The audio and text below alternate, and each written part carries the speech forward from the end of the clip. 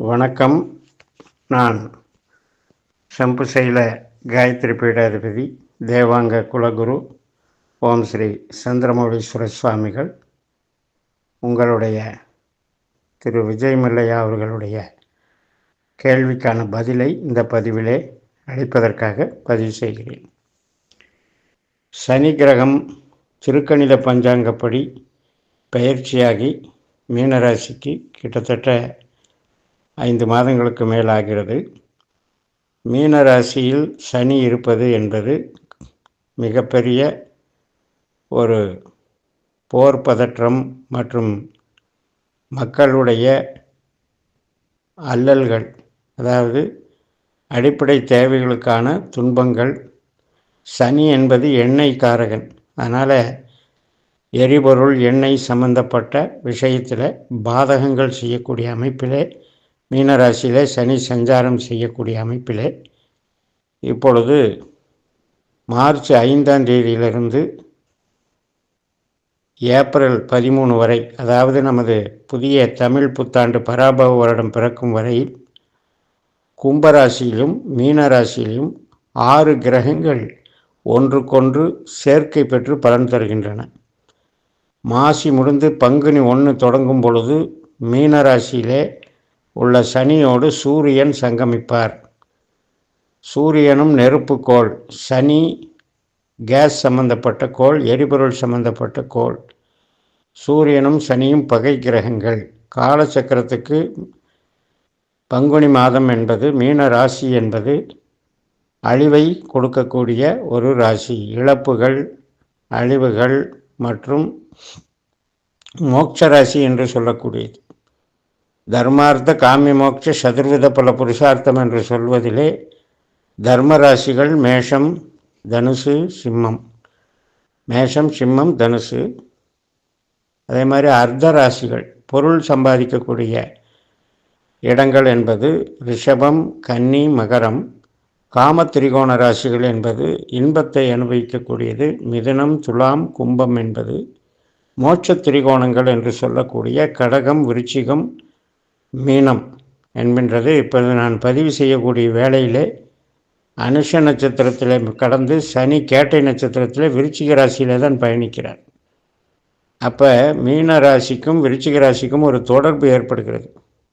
இது அழிவுக்கான, ஆபத்துக்கான, பற்றாக்குறை பிரச்சனைகளுக்கு உண்டான ஒரு ராசி. அதாவது மோட்ச ராசி என்பது நமக்கு கஷ்ட நஷ்டம், வலிவேதனையை குறிக்கக்கூடிய ராசிகள். அதனால் இந்த சனியோடு சூரியன் சேரக்கூடிய 13 நாட்கள், அதாவது பங்குனி 1லிருந்து பங்குனி மெயினாக பங்குனி 3ஆம் தேதியிலிருந்து ஒரு 13 நாள் 16ஆம் தேதி வரைக்கும் சூரியன் சனி மிக நெருக்கமாக சேர்க்கை பெறுகிறது. இப்பொழுது தற்காலத்தில் சுக்கிரன் சனியோடு சேர்ந்து பயணிக்கிறார். இப்பொழுது நான் பதிவு செய்யக்கூடிய வேளையிலே கும்பராசியிலே காற்று ராசியிலே நெருப்பு கிரகமான செவ்வாயும் காற்று கிரகமான ராகுவும் புதன் என்று சொல்லக்கூடிய வணிகம், வியாபாரம், அனைத்து விதமான தகவல் தொடர்பு விஷயங்களை கொண்டுள்ள புதனும் கும்பராசியிலே ராகுனுடைய நட்சத்திரத்திலே சதய நட்சத்திரத்திலே சேர்க்கை பெற்றிருக்கிறார்கள். இன்றைக்கு நான் பேசும்போது கேட்டை நட்சத்திரம் நடந்து கொண்டிருக்கு, புதனுடைய நட்சத்திரம். அதனால் இந்த சேர்க்கைகள்னால தான் இவ்வளவு பெரிய பிரச்சனைகள் வருகிறது. இது எல்லாம் கடப்பதற்கு நமக்கு புது வருடம் பிறக்க வேண்டும்.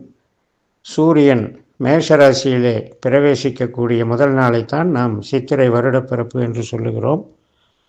அதற்கு முன்னாலே சுக்கிரன் மேஷத்துக்கு சென்று விடுவார். அதன் தொடர்ச்சியாக செவ்வாய், புதன், இந்த மாதக்கோள்கள் எல்லாம் கூட மீனராசியை கடந்து மேஷராசிக்கு போகக்கூடிய நிலை. அப்போது அது வரைக்குமே நமக்கு இந்த சில பிரச்சனைகள் உள்ளது.